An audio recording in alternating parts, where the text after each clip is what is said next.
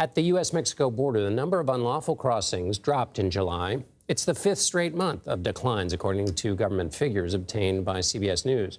Border Patrol agents apprehended roughly 56,000 migrants in July, and that's the lowest number since September 2020, when there were nearly 55,000 arrests. Illegal crossings have been declining for at least 5 months, but officials attribute the recent steep drop to President Biden's June executive order that heavily restricted undocumented immigrants' ability to claim asylum. CBS News immigration and politics reporter Camilo Montoya-Galvez joins us now from Tucson, Arizona. Camilo, you've been on both sides of the U.S. Mexico border in recent days. How much has the situation there changed in context of this decline?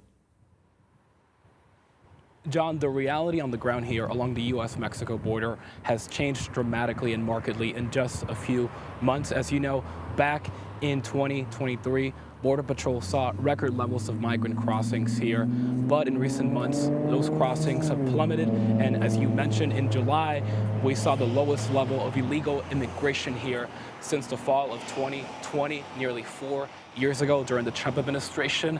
And Biden administration officials are crediting President Biden's move to severely restrict access to the U.S. asylum system for this massive drop in illegal crossings. But the story is more complicated. That is certainly playing a role, that policy change that is leading to more deportations and returns of people to Mexico and to other countries in Latin America. But the temperatures here are also scorching hot, John, making the trek across Latin America and across Mexico and the U.S. border even more treacherous and deadly for migrants. And as you know, the Mexican government has been staging a massive crackdown on U.S.-bound migrants, stopping many of them from getting to the U.S. in the first place. But yes, this is a marked change from just a few months ago. This was the first time, John, that I've done a Border Patrol ride-along in which we did not encounter a single migrant. And we were with Border Patrol for several hours. We did not see any asylum seeker or migrant. When we traveled to Mexico, though, we did see the bottleneck of people who are desperately waiting to enter the U.S. And so the humanitarian crisis in many ways, John, is now on the Mexican side of the border. You, in addition to the ride-along, you spoke Wednesday with the Homeland Security Secretary Mayorkas. What did he say about the state of things at the moment?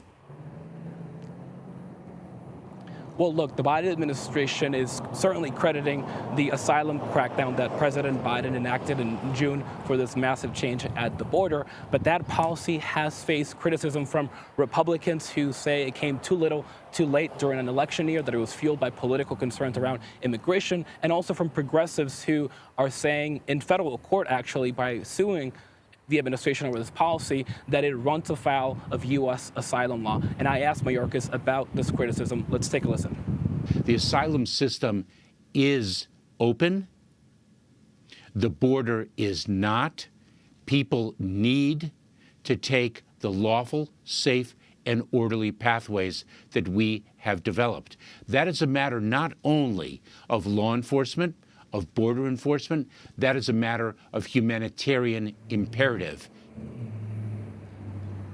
As you just heard, John, Secretary Mayorkas is urging migrants to cross into the U.S. legally through the CBP-1 appointment system instead of trying to cross into the country illegally, or to pursue other legal immigration programs that the Biden administration say are diverting people from crossing into the U.S. illegally. Camilo Montoya-Galvez in Arizona. Thanks, Camilo.